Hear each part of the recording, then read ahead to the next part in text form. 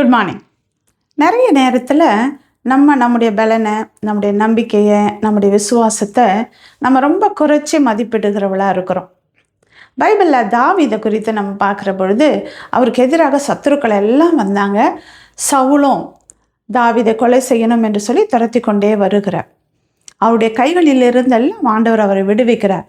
அப்பொழுது தாவீது இப்படி சொல்லுகிறார், உம்மாலே நான் ஒரு சேனைக்குள் பாய்ந்து போவேன், என் தேவனாலே ஒரு மதிலை தாண்டுவேன் என்று அவர் விசுவாசமாக அறிக்கை செய்தார். நீங்கள் என்னால் நடக்க தான் முடியும் அப்படின்னு சொன்னீங்கன்னா ஆண்டவர் உங்களை ஓட வைக்க முடியாது. இல்லை, என்னால் கொஞ்சம் தூரம்தான் ஓட முடியும்னு சொன்னால் ஆண்டவர் உங்களை ரொம்ப தூரம் ஓட வைக்க முடியாது. நம்முடைய விசுவாச வார்த்தைகளை நிறைய நேரம் நம்ம சூழ்நிலைகளை பார்த்து நம்முடைய பலத்தை, நம்முடைய முயற்சியை நம்ம ரொம்ப குறைத்து மதிப்பிட்டு நம்ம செயல்படாமல் இருக்கிறோம். பைபிளில் கூட மோசே என்று ஒருவர் இருந்தார். அவர் இஸ்ரவேல் ஜனங்களை வனாந்தரத்தில் வழி நடத்தி கொண்டு வந்தபோது அவங்க எல்லாம் சாப்பிட்றதுக்கு இறைச்சியை கேட்டாங்க. அந்த ஜனங்கள் பல லட்சமாக இருந்தாங்க.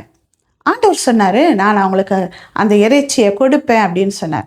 உடனே மோசே சூழ்நிலையை பார்த்துட்டு, இவ்வளோ ஜனங்களுக்கு எப்படி ஆண்டவரை நீங்கள் இறைச்சியை கொடுக்க முடியும் என்று சொல்லி ஆண்டவர் காற்றை அனுப்பி அந்த இடம் முழுவதும் காடைகளால் நிரப்ப செய்தார்.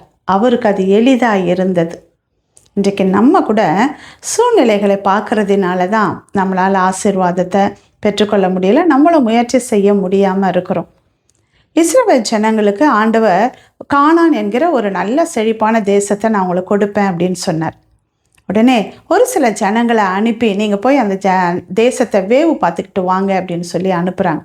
போய் பார்த்துட்டு வந்த ஜனங்கள்லாம் சொல்கிறாங்க, ஐயோ அங்கே வெட்டுக்கிளிகளை போல் நிறைய ஜனங்க இருக்கிறாங்க, ராட்சதர்கள் எல்லாம் இருக்கிறாங்க, எங்களாலெல்லாம் அங்கே போயிட்டு அவங்கள ஜெயித்து நாங்கள் அந்த தேசத்துக்குள்ளே போக முடியாது அப்படின்னு சொல்கிறாங்க.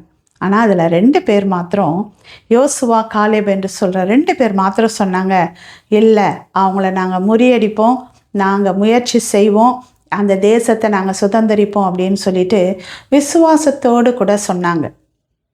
என்ன ஆச்சுன்னா, யாரெல்லாம் முடியாதுன்னு சொன்னாங்களோ அவங்கெல்லாம் அந்த தேசத்துக்குள்ளே போகவே முடியல. யாரெல்லாம் முடியும் நாங்கள் ஜெயிப்போம்னு சொன்னாங்களோ அந்த 2 பேர் மாத்திரம்தான் கானானுக்குள்ளே போக முடிஞ்சது. நம்ம கூட நிறைய விஷயங்களில் முடியாது, ஆகாது, நடக்காதுன்னு சொல்கிறதுனால தான் ஆண்டவர் நமக்குன்னு வச்சுருக்கிற ஆசீர்வாதத்தை நம்ம பெற்றுக்கொள்ளவே முடியல. நாம் இன்றைக்கி சூழ்நிலைகளை பார்க்க வேண்டாம். சூழ்நிலைகள் எப்படி இருந்தாலும் ஆண்டவர் நம்முடைய முயற்சியினால், ஆண்டவருடைய பலத்தினால் நாம் செயல்படுகிற பொழுது கர்த்தர் நமக்கு துணை நிற்பார். நாம் எல்லாவற்றையும் சுதந்திரித்து கொள்ள முடியும். எதெல்லாம் ஆண்டவர் நமக்குன்னு வைத்திருக்கிறாரோ அதை எல்லா ஆசீர்வாதங்களையும் நம்ம பெற்றுக்கொள்ள முடியும். Have a nice day. Jesus loves you.